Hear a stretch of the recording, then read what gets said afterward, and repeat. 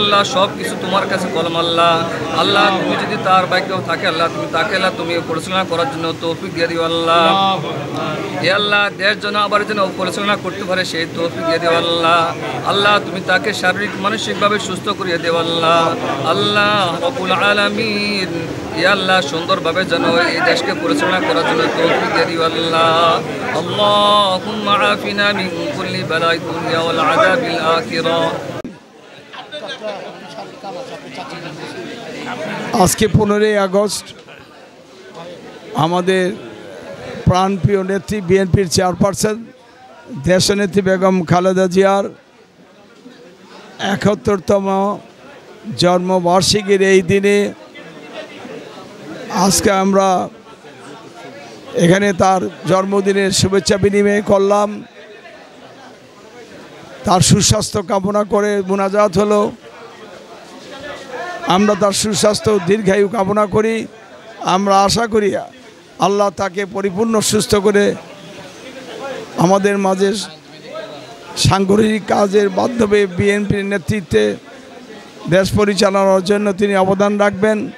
বিশেষ করে আমাদের ভারপ্রাপ্ত চেয়ারম্যান যিনি দীর্ঘ সময় ধরে দীর্ঘ এই দুঃশাসনের সময়ও আমাদেরকে বিভিন্ন দিক নির্দেশনা দিয়ে দলকে ঐক্যবদ্ধ রেখে স্বৈরাচার হাসিনার বিরুদ্ধে আন্দোলন সংগ্রামে আমাদেরকে অনুপ্রেরণা দিয়েছেন।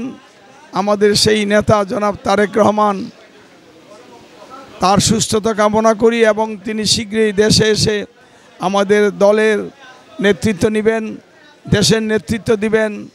আমরা আশা করব তার নেতৃত্বে যেমন আমরা দলকে সুসংগঠিত করে এদেশ থেকে স্বৈরাচার বিতাড়িত করেছি, বাংলাদেশের মানুষ যেন স্বৈরাচারের কবল থেকে মুক্ত হয়েছেন।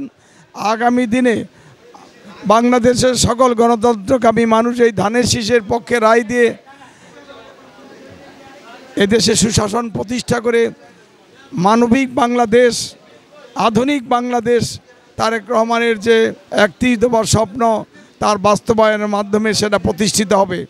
আজকের এই দিনে সেই প্রত্যাশা করি। তার সাথে সাথে আগামী দিনে এই এলাকাবাসী, এই ঢাকা ৬-এর বিভিন্ন এলাকার যারা সম্মানিত ভোটার এবং অধিবাসী যারা বসবাস করেন আমাদের এই এলাকায়, আমাদের অত্যন্ত সকলেই পরিচিত, একে আমরা চিনি। পুরান ঢাকার রাজনীতির একটা কালচার, আমরা একটা সামাজিক বন্ধনে আছি। আমরা এই সামাজিক বন্ধনকে অক্ষুণ্ণ রেখে অটুট রেখে আমরা যেন আমাদের ঐতিহ্যের যে ধারা, পুরাতন ঢাকায় ধানের শীষের পক্ষে যে বারবার এই এলাকার মানুষ রায় দিয়েছে, এবারও বিভিন্ন ক্রান্তিকালে জিয়া রহমানের দলকে সমর্থন দিয়েছে, রাষ্ট্রপতি প্রেসিডেন্ট জিয়াকে সমর্থন দিয়েছে, দেশনেত্রীর হাতকে শক্তিশালী করার জন্য তাকে সমর্থন দিয়েছে। আগামী দিনেও জনাব তারেক রহমানের নেতৃত্বে যে আমরা নির্বাচন করতে যাচ্ছি, সেই নির্বাচনেও এই এলাকার মানুষ ধানের শীষের পক্ষে রায় দিবে এই প্রত্যাশা আমি করি, এটা আমি আশা করি। আজকে তাই আবারও এই ধানের শীষের পক্ষে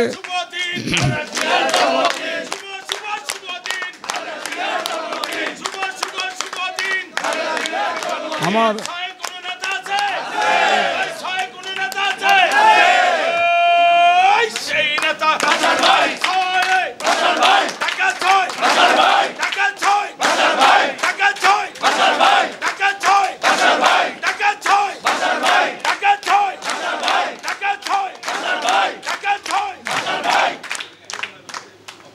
সম্মানিত উপস্থিতি,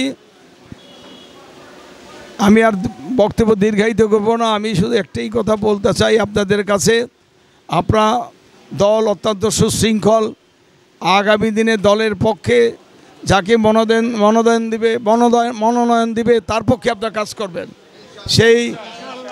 সেই ধারাবাহিকতায় আমি এই এলাকায় দীর্ঘদিন থেকে এই থানার, এই ঢাকার ৭ আগে ৭ ছিল এবং ৬, বর্তমানে ৬, পূর্বে 10টি ওয়ার্ড নিয়ে ঢাকা ৭ ছিল, এখন ঢাকা ৬, এখানেও আমাদের 10টি ওয়ার্ড। এখানেও আমি ধানের শীষের একজন প্রার্থী।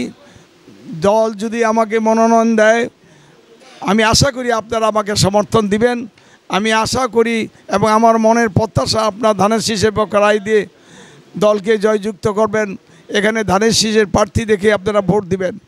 এই কথা বলে আপনাদেরকে আবারও সংগ্রামী অভিনন্দন দিয়ে, যেই সংগ্রাম আমরা শুরু করেছিলাম 111-এর পর থেকে দীর্ঘ 17 বছর, সেই সংগ্রাম এখনও শেষ হয় নাই।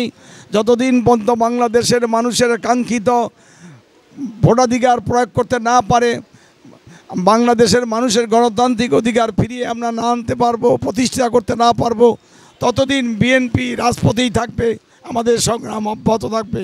এই সংগ্রাম এটার পরিসমাপ্তি হবে বাংলাদেশের ন্যায় শাসনের মাধ্যমে। উপস্থিত সম্মানিত বন্ধুরা, কাজেই আমরা অত্যন্ত সুশৃঙ্খল থাকব, দলের প্রতি অনুগত থাকব। আমরা কারো অনৈতিক কাজ করব না, কারণ আমরা জানি জনগণের সমর্থন নিয়ে বিএনপি রাষ্ট্রীয় ক্ষমতায় যাবে। কাজেই জনগণের পাশে আমরা থাকব, জনগণ আমাদের পাশে থাকবে, এই প্রত্যাশা ব্যক্ত করতে চাই। আর সেই প্রত্যাশা ব্যক্ত করেই আমি আপনাদের কাছে বিদায় নিতে চাই। আবারও বলতে চাই, আমাদের নেত্রী, দেশনেত্রী, আমাদের গণতন্ত্রের নেত্রী, গণতন্ত্রের মা, আমাদের নেত্রী দেশনেত্রী বেগম খালেদা জিয়ার এই শুভ জন্মদিনে তার সুস্বাস্থ্য, তার দীর্ঘায়ু কামনা করি। সাথে সাথে আমাদের নেতা তারেক রহমানও দীর্ঘায়ু কামনা করে তার নেতৃত্বে বাংলাদেশের আগামী দিনে সুশাসন প্রতিষ্ঠা হবে, সেই প্রত্যাশা ব্যক্ত করে আমার বক্তব্য এখানে শেষ করছি। পরিশেষে আপনারা আমাকে দোয়া করবেন, আপনাদের সমর্থন নিয়ে আমি যেন আপনাদের খেদমত করতে পারি। সকলকে ধন্যবাদ।